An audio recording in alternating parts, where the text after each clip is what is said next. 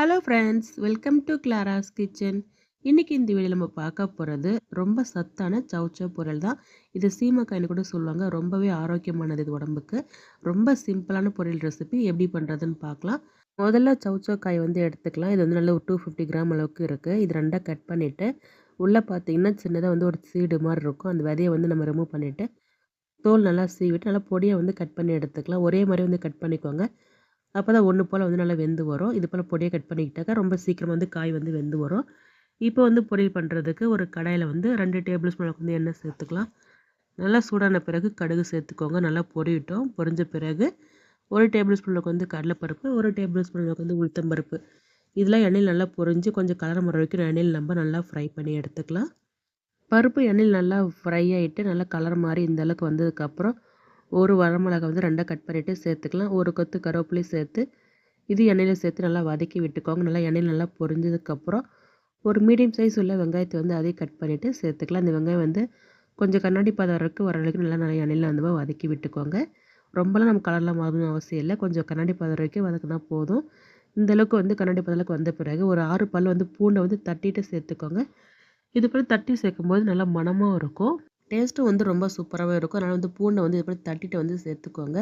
இப்போ எல்லாத்தையும் நல்லா எண்ணெயில் நல்லா வதங்கினதுக்கப்புறம் அடுத்து நம்ம வாஷ் பண்ணி வச்சுருக்க அந்த சௌச்சௌ காயை வந்து சேர்த்துக்கலாம். இது போல் வந்து சின்னதாக வந்து கட் பண்ணி போடுங்க. நமக்கு சீக்கிரமாக வந்து காய் வந்து வெந்து வந்துடும்.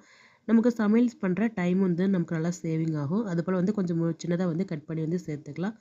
இப்போ நம்ம இது எல்லாத்தையும் நம்ம நல்லா கலந்து விட்டுக்கலாம். இது தண்ணி காய்ன்றதுல அதிலே வந்து நல்லா தண்ணி விடும். நம்ம தண்ணி எதுவும் எக்ஸ்ட்ரா வந்து தேக்க வேண்டிய அவசியம் இல்லை. அப்படி தேவைப்பட்டால் லைட்டாக வந்து தண்ணி வந்து தெளிச்சிக்கலாம்.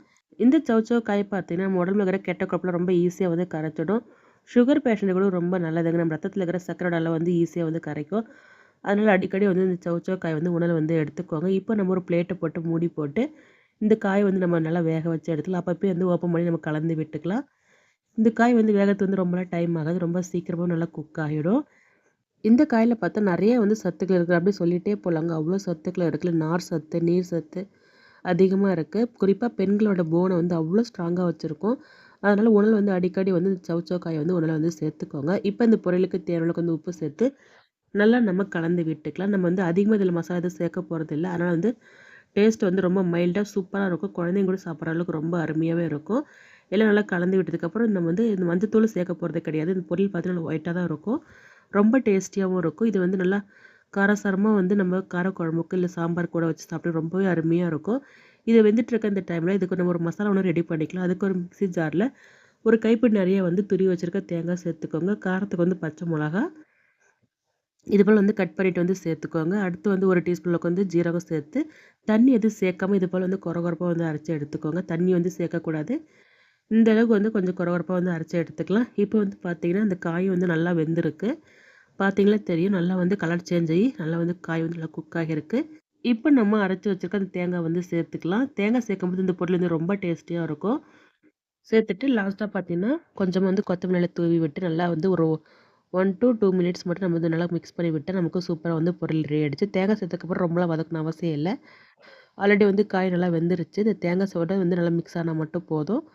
இப்போ நமக்கு சூப்பராக வந்து பொரியல் வந்து ரெடி ஆகிடுச்சு பாருங்க. ரொம்ப நல்லாயிருக்கும். நல்லா ஒரு மைல்டு வந்து டேஸ்ட்டோட ரொம்ப காரமாக இல்லாமல் ரொம்ப சூப்பராகவே இருக்கும். இது நீங்கள் சப்பாத்திக்கு வந்து சைட் டிஷ்ஷாக கூட வச்சு சாப்பிடலாம். ரொம்பவே நல்லாயிருக்கும். நமக்கு நல்லா சூப்பராக வந்து ஹெல்த்தியாக வந்து சௌச்சௌ பொரியல் வந்து ரெடி ஆகிடுச்சு. கண்டிப்பாக நீங்கள் ட்ரை பண்ணி பாருங்கள். இந்த வீடியோ உங்களுக்கு யூஸ்ஃபுல்லாக இருந்தால் மறக்காமல் நம்ம சேனலை வந்து சப்ஸ்கிரைப் பண்ணிக்கோங்க ஃப்ரெண்ட்ஸ். உங்கள் ஃப்ரெண்ட்ஸ் அண்ட் ரிலேட்டிவ்க்கு ஷேர் பண்ணுங்கள். தேங்க்யூ.